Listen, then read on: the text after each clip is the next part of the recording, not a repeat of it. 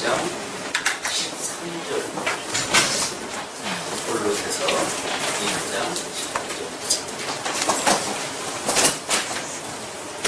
그가 우리를 흑암의 권세에서 건져내사 그의 아들의 하늘의 아들이 사랑의 아들의 나라로 옮기셨으니 그 아들 안에서 우리가 구속 곧 죄의 사함을 얻어도다.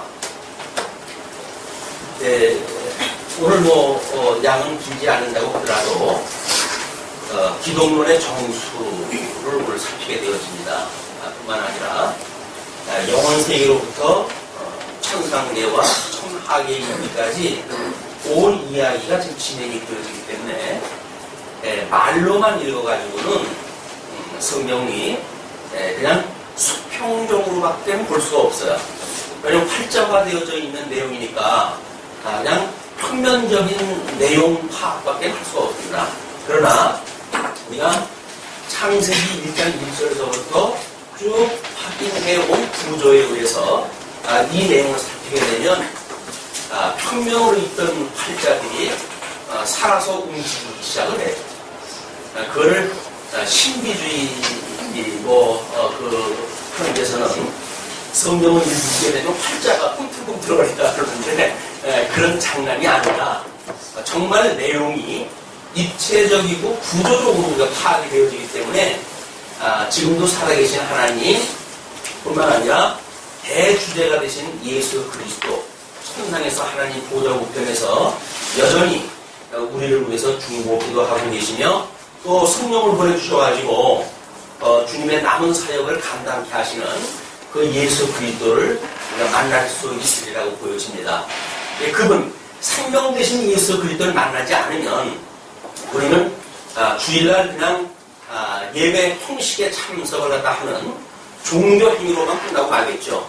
그것이 어떤 종교 의식 절차 내에 말씀을 상고하는 부분이 있다고 할지라도 그것이 교훈으로 그치게 되어지고 그래서 살아계신 하나님을 만나는 것이 아니라 억지로 우리들의 의지를 작동시키고 뭔가 인간적 열심을 만들어내고 이렇게 연출되어지는 이런 그 내용을 우리가 그동안 끊임없이 우리가 확인하다 해왔던 일이기 때문에 오늘 지금도 살아계셨던 우리 주님 이 기독론의 정수라고 그랬으니까 과연 그 예수님이 어떤 분인지 그 내용을 확인하게 되어질 겁니다. 그래서 양쪽 가로 이번에 그리스도의 신분과 사역이에요. 처음에 소개되어진 것이 본문 읽었던 13절로 14절이 흑암에서 건져 기업으로 옮겨 죄사함을 얻게 하셨다라는 이야기거든요. 그런데 이게 흑암이라고 하는 것이 그냥 어떤 단어로만 보게 되면 그냥 어떤 어둠에 있었던 우리들, 진리를 모르는 데 있었던 우리들 이렇게 이해할 수가 있겠죠. 그러나 오늘은 영원에 대한 이야기 할 것이 많은 이 정도로부터 이제 우리 계시되어 있는 세계를 가야 될 것 같아요. 자, 이제 지금 아담에게 하나님께서 양대 언약을 하셨죠. 이 양대 언약이 복과 나라라고 그랬어요. 그래서 복을 주시며 그 다음에 생육하고 번성하라, 땅에 번성하라, 다스리라 라고 하는 이 양대 언약을 했는데 이렇게 해놓고 하나님께서 에덴에 이들을 넣으시고 에덴에서 이걸 누리도록 이 에덴을 주셨어요. 그런데 아담이 하나님 앞에 선과 악을 알게 하는 과일 열매를 따먹지 마라. 따먹으면 죽는다. 라고 했던 이 행위 언약을 인해가지고 불순종을 하고 이가 쫓겨났습니다. 이 쫓겨나는 곳을 이야기하는 것이 지금 우리 그 13절에서 이야기하는 흑암의 권세예요. 이 흑암의 권세. 이스라엘 나라로 해가지고는 애굽이라고 하는 나라에 집어넣어가지고 이 흑암의 권세가 무엇인지를 모형적으로 보여줬던 것이 우리 구약성경의 내용이죠. 흑암의 권세라고 한다면 이 흑암에 반대되어지는 개념이 이게 빛의 권세겠죠. 이게 빛의 권세야. 여기가 빛의 권세. 그래서 하나님가 첫째 날 천지를 만드셨는데 천지를 만드시고 천지를 만드셨을 때 땅의 상태가 어떻게 됐냐면 이 흑암 위에 이 흑암의 깊은 위에 우리 하나님의 신이 운행했다고 이렇게 이야기를 하고 있었잖아요. 그러니까 첫째 날 천지 만들어놨던 상태가 이 흑암의 깊은 위에 있었던 상태예요. 그러니까 하나님께서 빛이 있으라 하며 빛과 어두움을 나누시게 됐어요.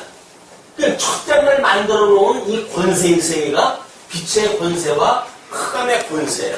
이 권세라고 하는 것은 어떤 권한을 가지고 있는 이런 세력을 이야기하는 겁니다.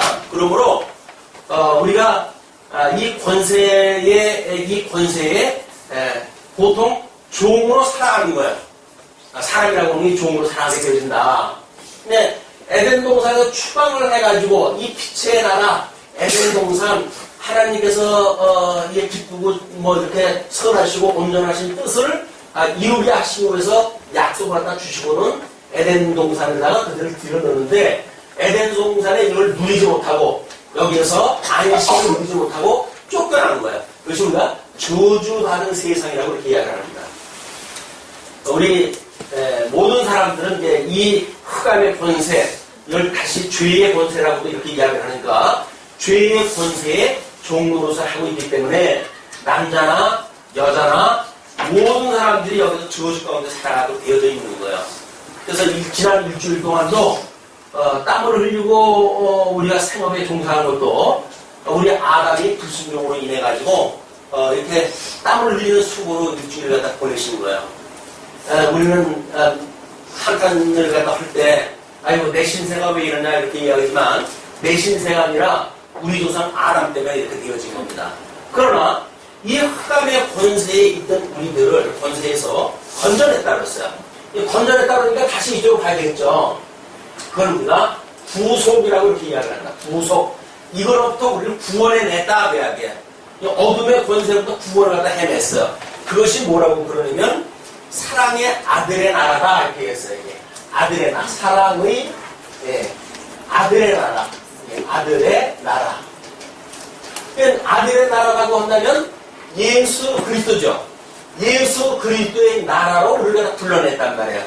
이것이 예수 그리스도가 이제 여기 죄 가운데 있었던 사람들을 구속하시기 위해서 대신 모든 죄를 짊어지시고 십자가에 못 박아 죽으심을 당하시고 그리고 부활하심으로 해가지고 이 구속의 역사를 이루신 거죠. 요게 13절의 내용이에요. 이제 옮기셨어요. 그런데 그 아들 안에서 우리가 구속, 곧 죄의 사함을 얻었다. 여기서 이 예수 그리스도 안에서 살아가는 우리들이 바로 이 죄, 이 모든 죄로부터 구속함을, 죄의 사함을 받았다. 그 이야기예요. 그러니까 우리는 하나님 앞에 모든 저주로부터 용서를 받은 사람들이에요. 이것이 소위 여기서 주셨던 은혜 언약을 인해 가지고 만들어진 일입니다.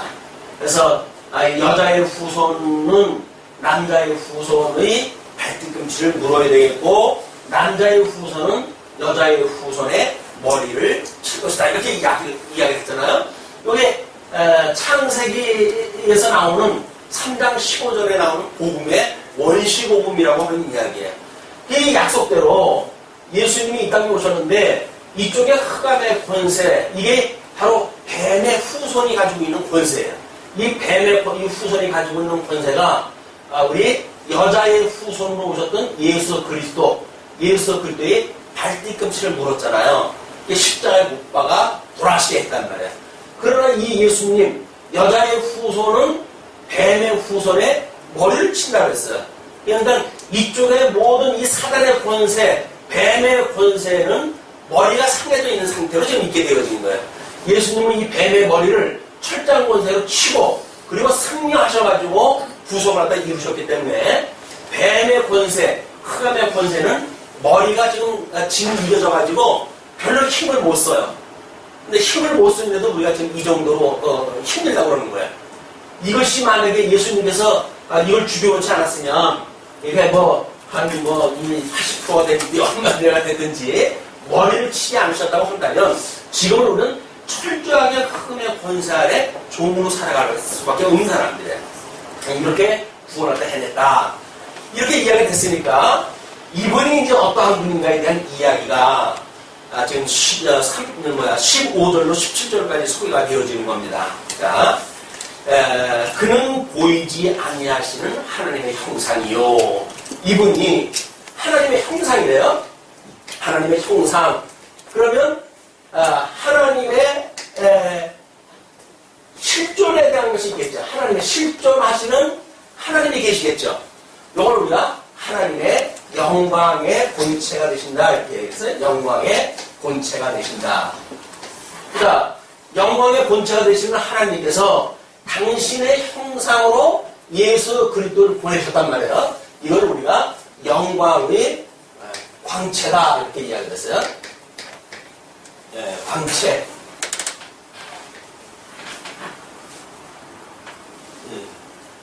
광채. 그러면 본체가 있으니까 우리 하나님의 형상인 광채가 있는 거죠. 이 광채에 의해 가지고 지금 하나님의 형상으로 오신 이분에 대한 이야기를 좀 소개하는 거예요. 그래서 이분은 보이지 아니하시는 하나님. 이분은 보이지가 않아요. 보이지가 않는데 보이지 아니하는 하나님의 형상을 따라가지고 우리 예수님이 하나님이신데도 인간의 모습을 입고 이 땅에 나타나셨다. 이것이 우리가 늘 지금 이 신분에 대한 이야기니까 비하되신 우리 그리스도의 신분에 대해서 이야기하는 거 아니에요? 예수님이 나타나셨다 그 얘기죠. 자, 그러면서 이 모든 창조물보다 먼저나신 자다. 이분은 지금 이 아담을 지금 천지를 만드시고 여섯째 날 아담을 만드시고 이렇게 양변장을 주시고 이런 걸 섭리해 가시는데 이분이 먼저 나신 분이래요. 자, 이제 이렇게 되면 우리가 이 이야기가 수평적으로만 이해를 해가지고 안 되겠죠. 이걸 입체적으로 이제 이야기를 해야 되는데 우리 하나님께서 온전한 이 기뻐하시고 그 다음에 기뻐하시고 선하시고 온전하신 뜻이 있어요. 뜻. 이것이 우리 예정과 여기서 이제 이 예정과 그 다음에 작정이에요. 작정. 그래서 모든 이성적인 존재에 대해서 우리 하나님께서 예정을 했고 모든 만사 만물을 다 작정을 하신 뜻이 있어요. 이 뜻이 지금 하늘에서 이루어졌어요. 그걸 우리가 천상계라고 이야기해요. 천상계. 우리 주기도에서 뭐라 그래요? 하나님의 뜻이 하늘에서 이루어진 것처럼 이 땅에서도 이루어지다. 이렇게 땅. 이것이 천하계에서도 이렇게 이루어졌으면 좋겠습니다. 우리가 신앙 고백을 하는 거예요. 그러면 하나님의 뜻이 하늘에서 이루어진 것처럼 이 땅에서 이루어지다 라고 기도를 하는데 우리 예수 그리스도 이분은 보이지 아니하는 하나님의 형상으로 해가지고 오셨는데 이분은 이미 이 모든 만물보다 먼저 나셨다니까 천지 창조 이전에 나셨다는 거 아니에요? 그것이 우리가 소위 말하는 삼위일체의 이야기예요. 삼위일체. 그래서 이 삼위라고 하는 하나님은 본체는 동등하셔요. 그리고 이 삼위는 이 어떤 위에 상관없이 모든 권능과 능력, 본질로 동일하셔요. 근데 그 위가 셋이 있는데 이것이 성부 하나님, 성자 하나님, 성령 하나님 이 세 위에 하나님이 계시다고 하는 걸 믿는 것이 삼위일체를 믿는 우리의 신앙인 거예요. 그런데 우리 성부 하나님께서는 성자 하나님을 영원히 출생하게 하시고 우리 성자 하나님은 성부 하나님으로부터 영원히 출생하시는 분이에요. 이 영원히 출생하시는 영원히 출생. 그리고 성령 하나님은 성부 하나님과 성자 하나님으로부터 영원히 방출하신다라고 하는 것이 우리 기독교에서 이야기하고 있는 삼위일체 하나님에 대한 증언이에요. 예, 이것이 지금 어떤 그 내용인지 파악이 어려우니까 보통 우리들이 그냥 삼위일체는 물어보지 말고 그냥 믿어라. 이렇게 이야기가 되어 있는 내용이에요. 왜냐면, 아니, 어떻게 일체인데 또 삼위가 있어가지고 셋이 하나고 하나가 셋이라는 게 이해가 안 되잖아요. 이것이 평면적으로 우리가 사고를 가지고 있을 적에는 보이지가 않는 세계예요. 그러나 이렇게 그림으로 놓고 보아도 우리 성부 하나님으로부터 성자 하나님은 영원히 출생하다 하시는 분이니까 이 영원히 출생하시는 분이 지금 모든 만물보다 먼저 나셨다고 하는 게 이해가 되시죠. 어떻게 이 성자 하나님은 세상을 지은 이 모든 만물보다 먼저 나셨다는 말이냐, 그런 그 이야기예요. 그래서 이 성부 하나님은 성자 하나님으로부터 이 성자 하나님은 성부 하나님부터 영원히 난다. 근데 우리 에베소서를 공부할 적에 교회에 대해서 이야기할 때 교회 설립에 대해서 성부 하나님은 모든 것들을 작정하시고 그리고 성자 하나님은 이 작정대로 구속을 하시고 그리고 성령 하나님은 이 구속하셨던 우리의 하나님에 대한 모든 성도들에 대해서 인치심을 하셨다. 이렇게 우리가 표현을 했어요. 주님의 몸된 교회는 성부 하나님의 작정과 성자 하나님의 구속과 성령 하나님의 인치심으로 세워진 것이 주님의 몸된 교회예요. 그러니까 이 예수 그리스도와 더불어 살아가는 성도들은 적어도 이런 삼위 하나님의 이 엄청난 사역에 의해서 구속함을 받은 거예요, 지금 우리가. 그리고 주님의 몸된 교회 성도로서 지금 살아가고 있는 거라고요. 우리 예사 사람이 아닌 거예요. 우리가 정체성이 모르니까, 내가 누군지 모르니까, 이 세상에 죽어져 있는 인생들이 가지고 있는 것을 부러워하기도 하고, 때로는 그것을 따라가려고 하기도 하고, 이렇게 되어지지, 우리가 어떠한 존재인 줄 우리가 알게 되면, 세상에 이렇게 허접스러운 이런 쪽에 우리의 마음을 돌리지 않는다고요. 우리 정체성이 문제인 거예요. 우리 하나님이 어떠한 분이고, 우리 하나님이 저 대단하신 분께서 우리 이 땅에 친히 오셔가지고 하나님과 동등됨을 취하지 아니하시고 인간의 낮은 그런 그 종의 형체를 빌어가지고 이 땅에 오셔가지고 우리들을 위해서 십자가에 못 박아 죽임까지 당하신 것이 우리 주님이란 말이에요.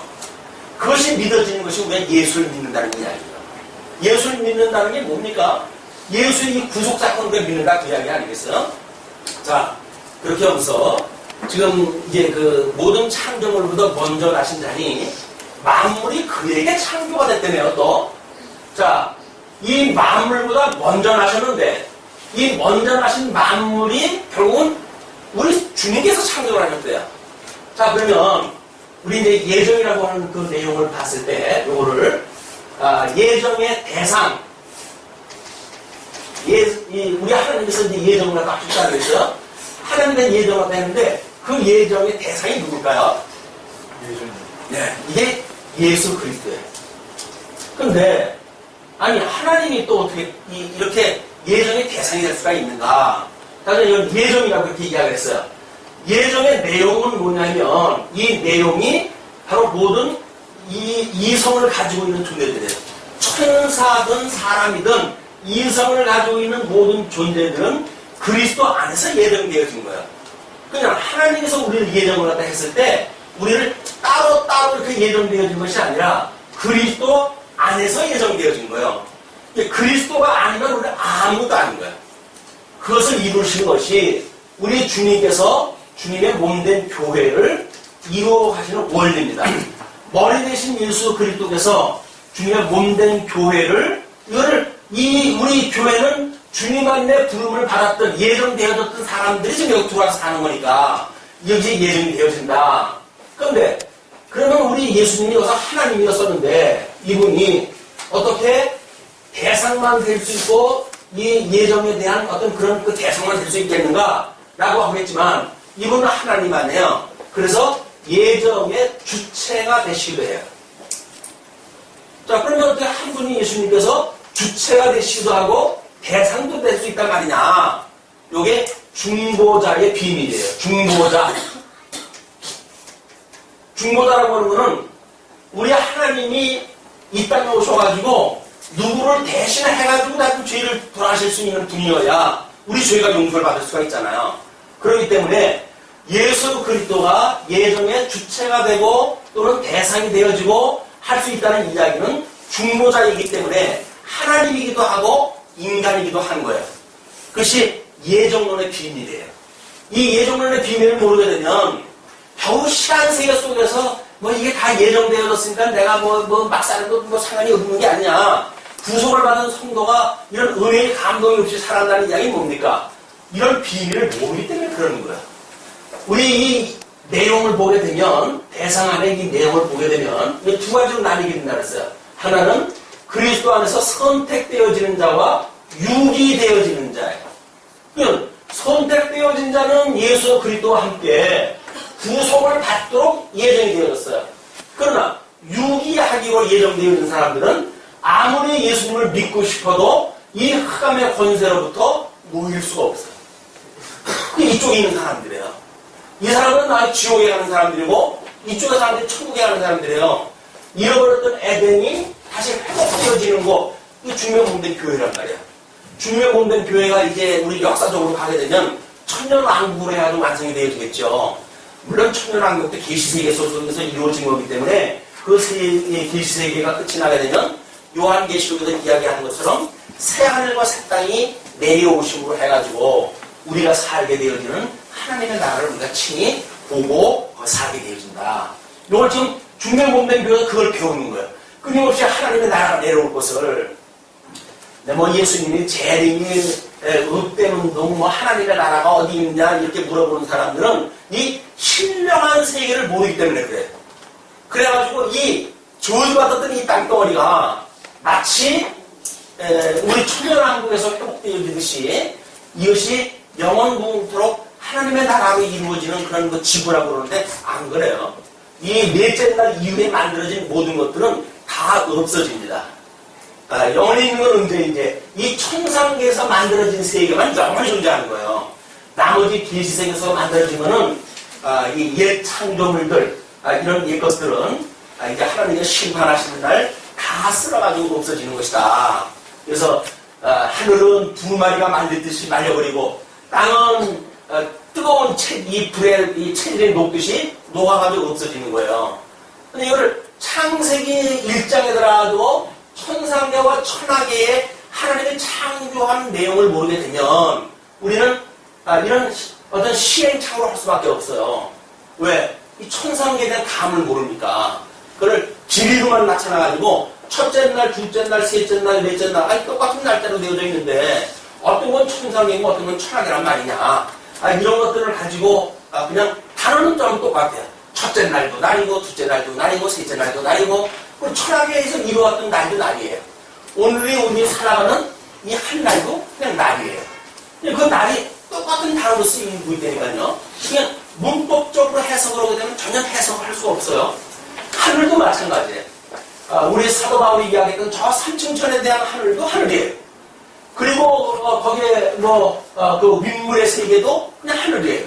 그리고 궁창도 우리가 하늘이라고 그래요. 근데 그 하늘이라고 단어도 똑같아요. 그 성경을 똑같은 단어를 가지고 똑같은 개념으로 우리가 이해를 하게 되면 그 하늘이 그 하늘이고 이 하늘이 이 하늘이고 구분이 안 돼요. 구분이 안 되니까 우리가 눈에 보이는 저 시퍼런 하늘이 성경에서 말하는 하늘이라고 우리가 착각을 하고 우리의 모든 성경의 내용을 축소시킬 수밖에 없는 이런 방법이 지금 문자적으로만 이해할 때 나타난다. 성경의 해석은 이런 어떤 문자적인 해석과 더불어서 역사적인 해석이 있어야 되고 역사적인 해석 이후에 이게 신학적인 해석이 있어야 되는 거예요. 신학적인 해석이 필요하기 때문에 목사가 강론이 필요한 겁니다. 근데 문자적인 해석만 하게 되면 그냥 읽으면 되죠. 뭐 문제가 되겠어요. 근데 이 신학적으로 해가지고 어떤 교의신학과는 어떤 관계가 있고 또는 이것이 이 역사신학이나 또는 주용신학과는 어떤 관계가 있고 이걸 통섭해낼 수가 없으면 지금 소위 말하는 신천지 사람들 있잖아요. 그 사람들이 성경을 대단히 많이 공부한다고 이야기를 하거든요. 근데 그 사람들이 성경 공부하는 거 보게 되면 짝 맞추게 뭐 성경에는 짝이 없는 것이 없다고 해가지고 엉뚱한 성경 해석을 해가지고 이쪽에 짝을 골라내가지고 이쪽에다 맞추고 짝짓기를 갖다 하고 있거든요. 그런데 성경 그렇게 풀리질 않아요. 이거는 구조적으로 이해를 하지 않으면 그래 짝을 맞추려고 하니까 이상한 해석을 갖다 해 붙여야 돼요. 근데 이건 그냥 성경을 읽어나가면 이런 원리대로 이게 보여지니까 자 이렇게 해가지고 지금 만물이 그에게 창조됐고 하늘과 땅에서 보이는 것들과 보이지 않는 것들과 보이는 것들은 시간과 공간과 형상으로 계시되어진 것들이겠죠. 보이지 않는 것들은 신령한 세계의 것이에요. 지금 마귀의 권세가 할지라도 보이지 않는 곳에 있는 것이에요. 이건 보이는 것과 보이지 않는 것들과 혹은 보좌들이나 주관들이나 정사들이나 권세들이나 만물이 다 그로 말미암았고 그냥 이쪽에서 빛과 어둠이 지금 누구한테서부터 말미암았다는 거예요? 우리 예수님께로부터 말미암았대요. 이 천지 창조를 지으신 천지 창조를 하신 하나님께로부터 빛과 어둠이 다 말미암아서 나왔대요. 그래서 다른 성경에서는 빛과 어둠이 일반이라고 이야기를 하시는 거예요. 일반, 하나님 앞에 다 일반이에요. 근데 우리 하나님은 선하신 하나님, 마귀는 나쁜 신 해가지고 마치 하나님과 마귀를 이원론적으로 이해해가지고 선악 대결 구조로 보는데 이거는 하나님에 대한 오해입니다. 하나님은 마귀도 하나님 다 지으신 거예요. 왜? 여기 이걸 이루시기 위해서, 저 예정을 이루시기 위해서 예수 그리스도 안에서 유기를 이루시려고 한다면 이 에덴 동산 추방되어진 이 세계, 저주받은 세계를 주장하는 이 권세들이 있어야 돼요. 그러나 이 선택받은 사람들은 여기서 구속을 받아가지고 사랑의 하나님, 이 아들의 나라에 살아가게 하시기 위해서는 빛의 권세도 하나님께 있게 하셔야 되는 거예요. 이 빛과 어둠이 하나님께서는 일반인 거예요. 하나님이 어떤 그 귀신하고 맨날 싸움이나 하고 이러는 것이 지금 이 기독교가 아니란 말이에요. 마치 하나님을 뭐 선한 신, 마귀는 악한 신 해가지고 우리 하나님을 폄훼하고 이런 그 일들은 성령을 모르기 때문에 나타나는 오류입니다. 하나님은 이거 다 필요로 돼요. 여기서 이제 그렇게 이야기하는 거예요. 모든 정사들, 권세들 이런 그 만물이 다 그로 말미암고 그를 위하여 창조되었다. 이 존재 이유가 뭐예요? 그를 위한 거예요. 왜? 영광, 이 영광을 지금 보여주신 거 아닙니까? 이 계시의 영광이니까. 이걸 보여줘가지고 하나님이 어떠한 분인가를 깨닫게 하기 위해서는 이런 것들이 다 필요한 거예요. 다 필요하기 때문에 지금 이 계시의 영광을 통해가지고 살아계신 하나님의 이 영광을 우리가 볼 수가 있는 거죠. 또 예수 그리스도의 이 영광의 광채를 통해가지고 본체를 확인하게 되어진다.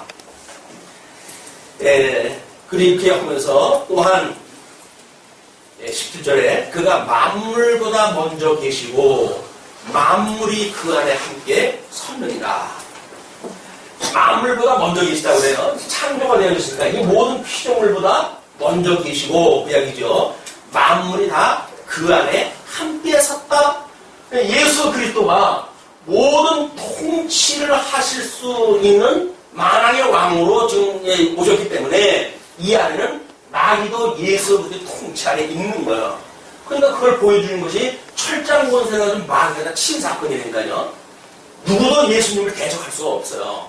그러나 이 주님의 몸된 교회를 주님께서 이 성령을 보내가지고 교회를 세우게 하시고는 지금 성자 하나님의 구속으로 인해가지고 세워졌잖아요.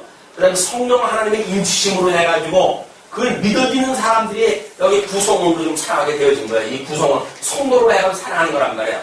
그 성도로 살아가게 되어지는데 그의 몸인 교회의 머리라 그의 몸인 함께 가는데 그는 예수 그리스도는 그 이야기예요. 그는 몸인 교회의 머리라. 이게 몸이래요. 이게 몸. 이 몸이고 예수 그리스도는 머리래요. 자, 그런데 그 몸인 교회의 머리라. 그가 근본이요. 이분이 근본이래요. 머리가 대신 이분이 근본이에요. 그리고 그 근본이요. 죽은 자들 가운데서 먼저 나신 자니 이 죽은 자들 가운데 먼저 나신 분이에요. 제일 먼저 이 대속을 위해 가지고 하나님께 살려주신 분. 죽었던 무덤에 있지 않고 이 무덤 속에서 썩어가지 않게 하시고 우리 하나님께서 이를 불러냈다고 그러잖아요. 이 불러냈다. 예수님이 제일 첫 번째로 불름을 받은 거예요. 그래서 기본이다 그 이야기예요. 그러면서 죽은 자들 가운데서 먼저 나신 자니 여기 있던 사람들이 다 뭐라 그래요? 여기 있는 이 종로로 도는 사람들이 어떤 사람들? 죽었던 우리가 앞에서 성경을 확인했던 그랬잖아요. 죽었던 우리를 살리셨다 이렇게 이야기를 했잖아요. 그러니까 죽어있는 사람들 여기 다 아담 이후의 모든 인생들은 하나님 앞에 불순종을 함으로 인해 가지고 네가 선악을 알게 하는 가일나무 열매를 따먹으면 죽어 라고 이야기하셨던 대로 선과 악을 알게 하는 가일나무 열매를 따먹는 순간 다 죽어버린 거예요. 근데 멀쩡하게 살았는데 예수님을 믿기 전에 내가 잘못 살았는데 나하고 죽었다니. 그것이 신령한 세계를 모르기 때문에 그런 거예요.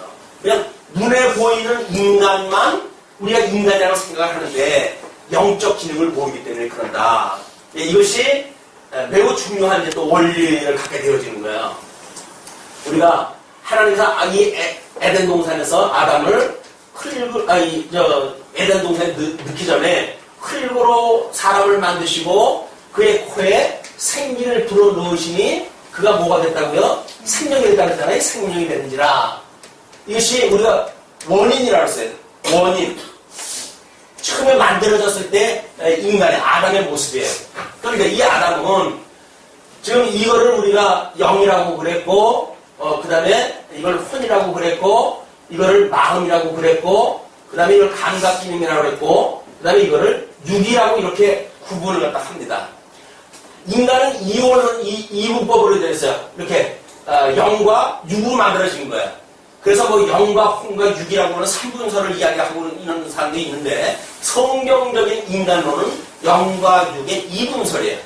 그 2분설인데 영과 육을 묶어내는 이 마음에 따라가지고 혼적 기능도 있고 감각 기능이 있게 되어지는 겁니다. 그래서 이 마음의 3대 요소가 우리가 지정의라고 하는 3대 요소가 되어지는 거예요, 이게.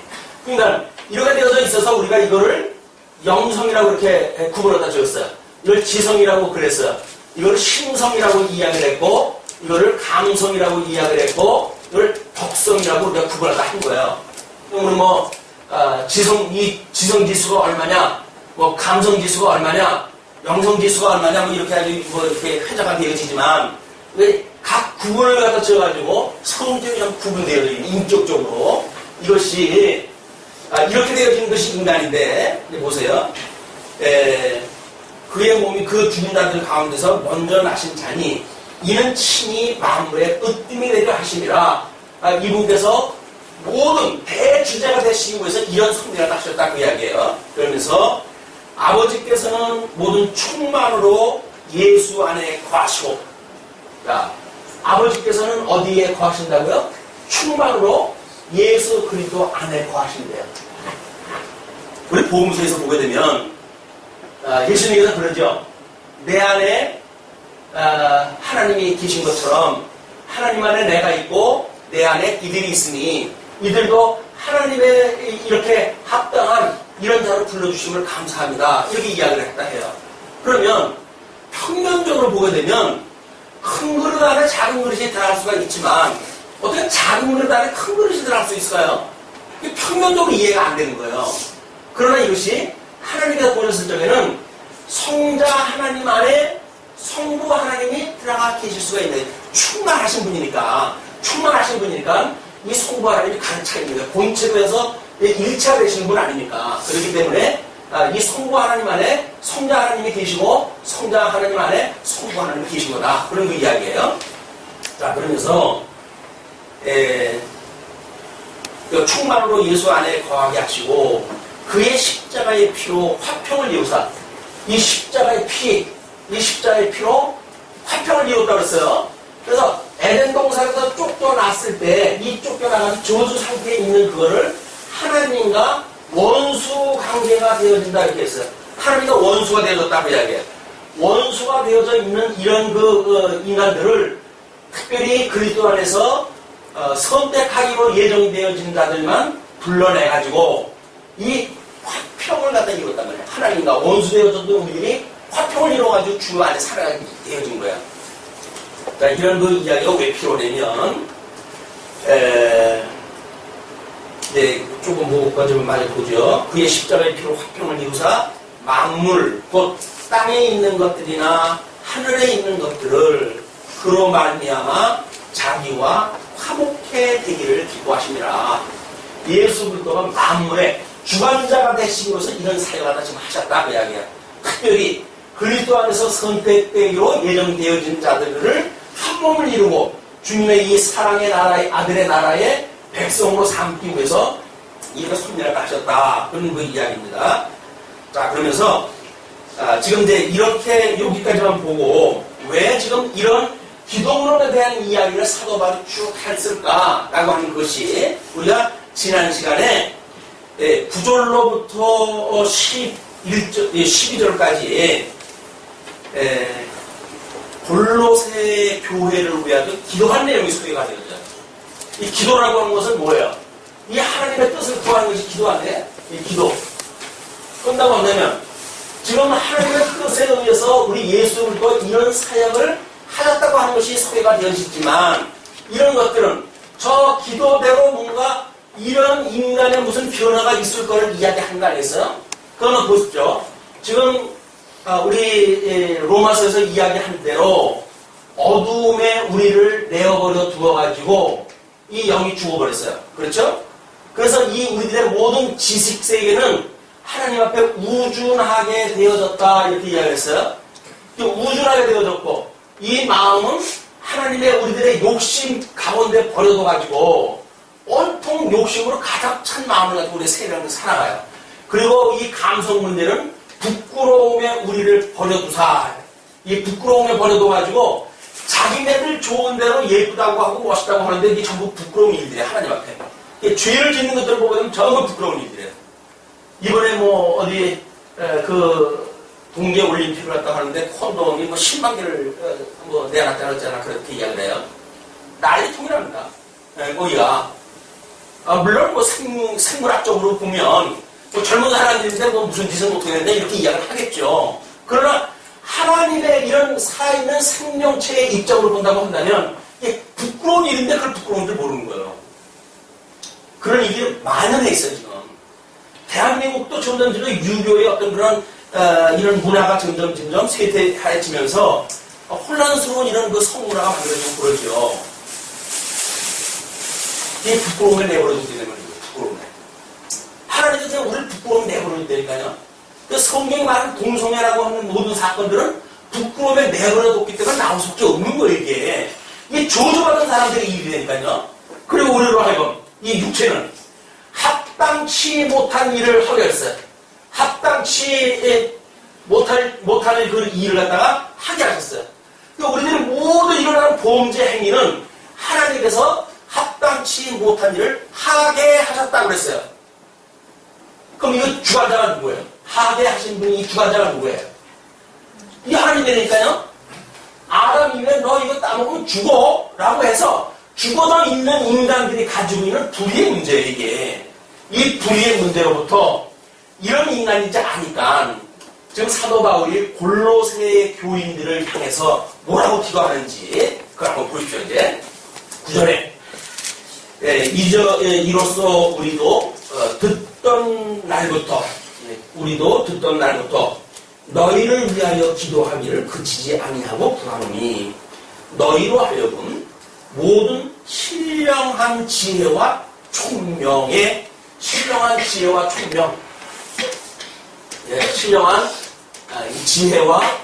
총명 그 이야기는 뭐예요? 어둠에 내어버렸던 우리들을 하나님께서 이걸 빛에다 옮겼기 때문에 지혜와 총명이라고 하는 영적 활동이 강해진 거예요. 이제 예수 그리스도를 믿는 새 생명을 얻은 우리들은 지혜와 총명으로 활동이 가능해져요. 죽은 분명히 살아났단 말이에요. 그걸 우리가 중생이라는 중생되어진 성도들은 하나님이 기뻐하시고 온전하신 그런 그 뜻이 무엇인가를 분별하는 하나님을 경외하는 인간으로서의 기본인 영이 살아났어요. 우리는 이 영이 죽어져 있는 인간들은 다르다니까요. 근데 왜 영이 살아난 사람들이 영이 죽어져 있는 사람들을 따라가면서 그것이 좋다고 줄레줄레 따라가는 거는 자존심 상하는 일 아닌가요, 이게? 이런 원리를 모르게 되면, 아니, 무슨 소리야, 이, 얼마나 이 빛이 아름다운 개살근데, 개살근지는 않아요, 근데도. 그 빛이 너무 아름다운 거야. 그 빛 좋은 개살근을 따라다니는 거예요, 그러니까. 우리는 하나님 앞에 그렇게는 할 수가 없잖아요. 우리가 어떻게 되어진지를 아니까, 지금 사도 바울이 지혜와 지혜와 총명의 하나님의 뜻을 아는 것으로 채우시고, 인간의 욕심으로 살던 우리들에게 뭐를 충만하게 하신다고요? 하나님의 이 뜻으로 아는 것, 이것으로 해가지고 가득 차게 하고, 이걸 가득 차게 되면 어떤 현상이 일어날까요? 우리가 이걸 지각활동이라고 이렇게 이야기했어요. 지각활동. 그러면 이 생각이라고 했을 때, 이제 살아났기 때문에 이렇게 나타나는 그런 그 생각이 이쪽으로 가면 뭐라고 그랬어요, 여기? 이제 사도 바울이 뭘 갖다 강구합니까? 그렇게 너희들 지혜와 총명의 하나님의 뜻을 아는 것으로 채우게 하시고, 그냥 우리 마음, 그 욕심으로 가득 찼던 마음에게 우리가 하나님의 뜻을 아는 것으로 딱 채워주게 됐어요. 그러니까 주께 합당히 행하여 범사에 기쁘시게 하고 모든 선한 일에 열매를 맺게 하시며 하나님을 아는 것에 자라게 하시고, 이렇게 되어지게 되면 신지식, 이 신지식에 자라나게 돼요. 우리의 이 지성활동이라고 하는 그거는 우리들의 하나님의 뜻을 그래서 깨닫게 되어져야 이것이 만들어지는 거야. 우리가 하나님의 말씀을 듣고 깨닫는다고 하는 것이 마치 어떤 이 지성적인 작업이라고 그러는데, 성경에서 말하는 우리들의 깨달음은 마음으로의 깨달음이에요. 하나님께서 이 욕심으로 가득 찼던 우리들에게 깨달음을 주셨을 때 비로소 하나님을 아는 지식으로 가득 차게 되어지는 거예요. 이 지식이 보통 이런 일반 학문에서 말하고 있는 지성활동하고 다릅니다. 우리들의 마음을 하나님께 열어주셔야 복음을 듣게 돼요. 우리가 하나님의 마음밭을 이걸 열어주셔야 여기에 이제 복음의 씨앗이 떨어지게 되면 30배, 60배, 100배의 결실을 맺게 되어지는 거예요. 마음밭이 우리들이 어떤 돌짝밭이거나 이쪽에 있었던 그런 그 마음, 욕심으로 가득 찬 마음이라고 한다면 결실이 되질 않습니다. 그래서 심지어 그 나무 그늘 밑에 떨어진 그런 그 씨앗은 재리에 가로막혀가지고 성장을 하는데 열매 맺지 못한다고 하잖아요. 이것이 욕심으로 가득 차 있기 때문에 그러는 거예요.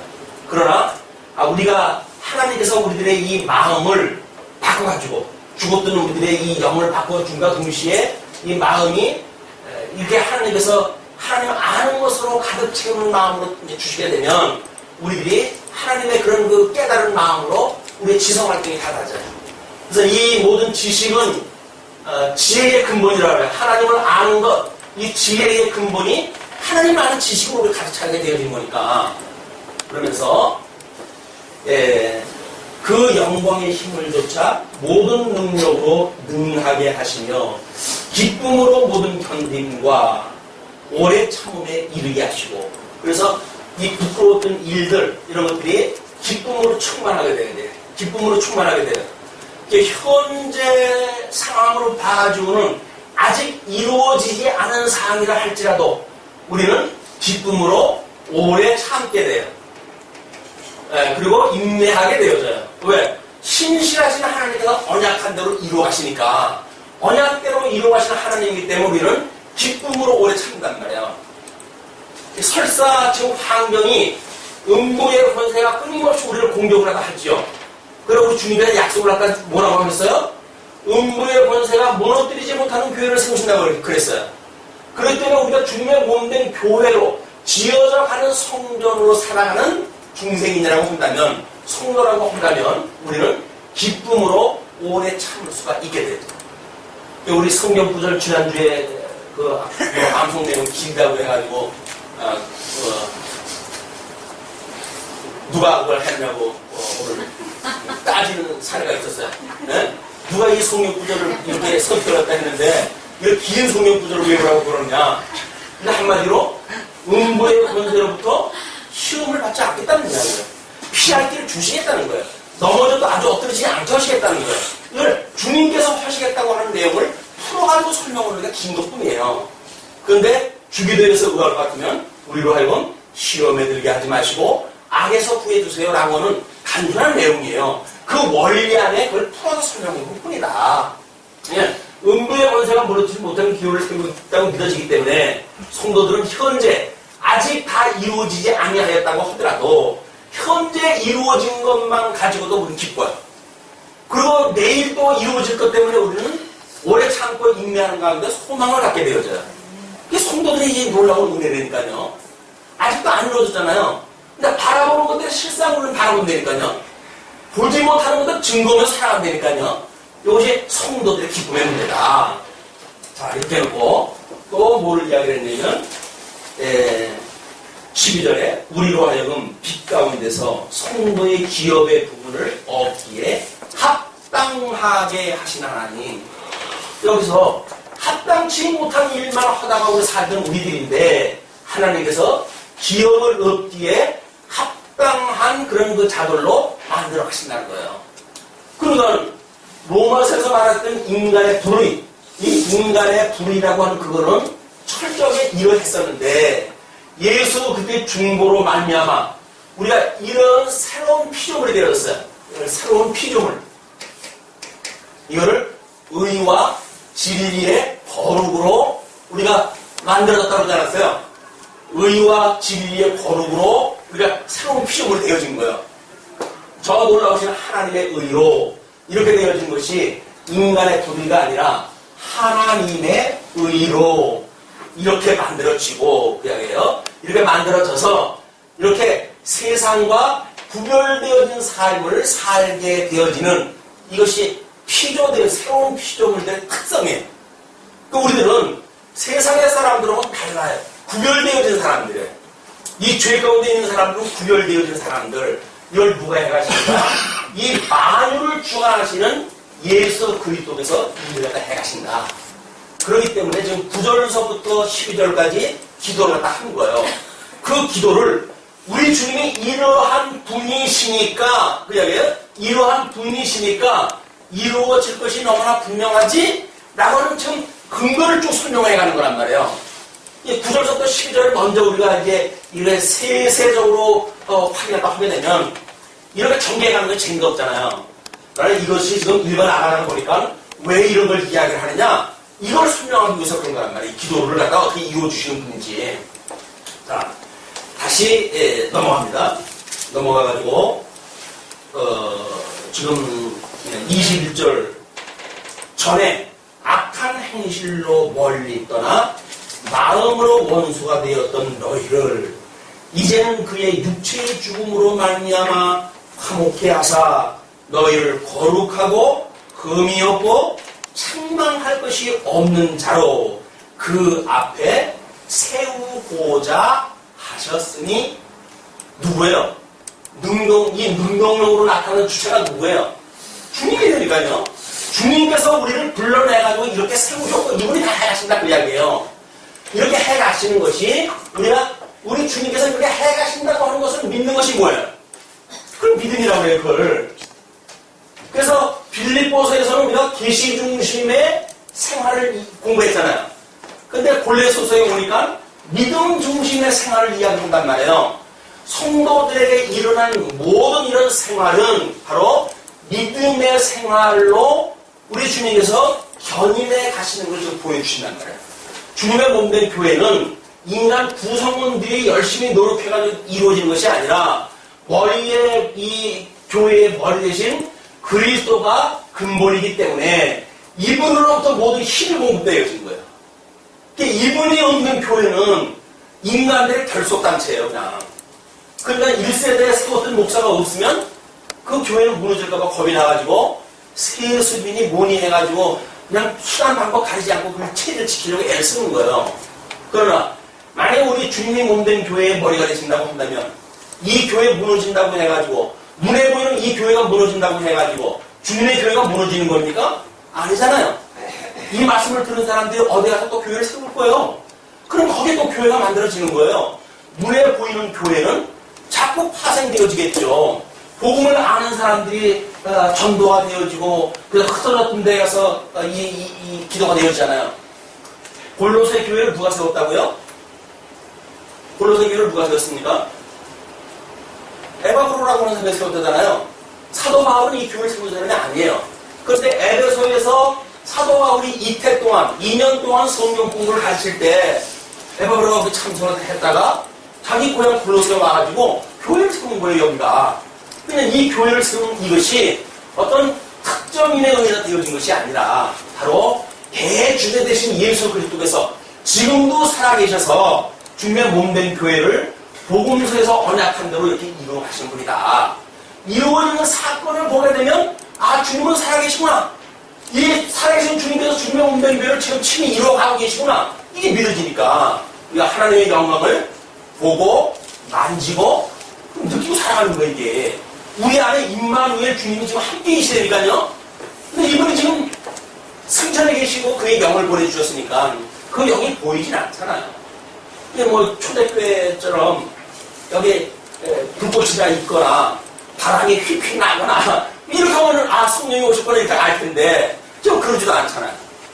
그냥 마이크를 가지고 뭐 성령이 오셨다고 뭐 기도하면 샥샥 소리를 갖다 내고 그러는 것은 성령이 왔다고 그러는 걸 그렇게 사기를 치는 거예요. 성령이 그렇게 마이크를 잡고 샥샥 하는 그런 소리로 해가지고 오신 분이 아니에요. 성령은 지금 충만하신 거예요. 여기에 이 진리의 영께서 이걸 지금 가르치게 하시고 배우게 하시고 주님의 몸된 교회의 본질이 무엇인지 알게 하시고 승천에 계신 우리 그리스도가 어떤 분인지 알게 하시는 이것이 보혜사 성령께서 하시는 분이라는 거예요. 이분이 인치시는 사건들이에요. 이 인치시는 사건은 중생이라고 하는 걸로 해가지고 한 번 인치임을 받죠. 그러나 우리는 끊임없이 성장해야 하잖아요. 끊임없이 성장을 하기 때문에 우리의 이 인치임 사건은 영원한 인치임 사건이에요. 그리고 구원받았어. 나는 이제 구원받았기 때문에 뭐 앞으로는 뭐 우리가 어떻게 해서 난 구원을 받을 거야 라고 하는 그 이야기는 구원론에 대한 오해예요. 왜? 구원은 영원한 구원을 이야기를 하지 어디 받았고 라고 하는 구원이 어딨어요. 지금 이 기시세계 속에서는 구원을 받았고 받고 있고 받을 거예요. 과거, 현재, 미래라고 하는 걸 통틀어 가지고 우리가 구원을 받는다고 이야기를 하지 과거에 구원받았기 때문에 지금은 안 믿어도 된다? 그런 믿음이 있나요? 아닌 거예요. 근데 이걸 교리를 잘못 이해하게 되면 아니 내가 구원받은 사람 멸망시키지 않는다면 그럼 내가 왜 멸망을 돼? 그 이야기는 믿지 않기 때문에 그런 거예요. 믿어진다고 한다면 지금 딴짓하겠어요? 지금 딴짓한다는 이야기는 믿어지지 않는다는 이야기니까. 근데 우리는 복음을 두고 구원을 받았다고 하면서 그 복음을 마치 어떤 과거형으로 아주 집어넣어놓고 그리고 그걸 부적처럼 포집에다 넣고 다녀요. 아, 뒷주머니에 넣으면 불경스러운데 안주머니에다 넣고. 그리고 나는 예수님이 나를 구원했어 라고 하는 걸 마치 어떤 패스코드를 갖다 끄집어내듯이 이렇게 이야기를 하는데 믿음은 그런 게 아니다. 살아있는 일이에요. 성령의 역사예요. 그러니까 지금도 끊임없이 우리에게 이런 역사 순진을 갖다 해가시는 분이 성령이 내조하신다고 하는 의미란 말이에요. 자, 그러면서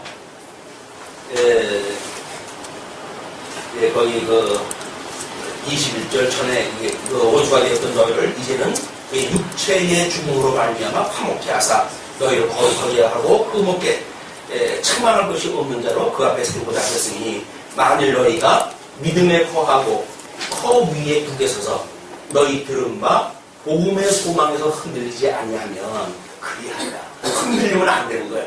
흔들리지 않도록 주님이 주시죠. 어디에 이걸 세우면 반석 위에 세우게 되면 비바람이 몰아쳐도 이게 안 무너져요. 근데 우리가 흔들린다는 이야기는 뭐예요? 반석 위에다 이 집을 짓지 않고 모래 위에다 집을 짓는 거예요. 모래 위에다 집을 지어놓고 그냥 바람만 불면 무너질 것 같은 거다 지어놓고는 조마조마 해가지고 내가 구원을 받나 못 받나 해가지고 천정긍긍하고 살아간단 말이야. 그러나 반석 위에 하나님의 의로 내가 구원을 받았어 라고 하는 이런 그 구속의 확신을 갖게 되면 우리는 아무리 음부의 권세가 우리를 정죄한다고 하더라도 이 정죄에 휘둘리질 않아요. 우리 주님께서 우리들을 하나님의 의를 구원하다 했다. 그 이야기는 물론 우리가 아직도 육신의 소욕을 가지고 있기 때문에 이 과거의 부끄러운 일들을 아직도 하는 부분들이 있죠. 그러나 주법도 우리를 살리신 분인데 온전케 하실 때까지 주님께서 우리를 온전케 하실 거예요. 라고 하는 것을 믿는 것이 견인의 믿음이란 말이에요. 견인. 끝까지 우리를 붙들어 주신다고 하는 믿음이란 말이에요.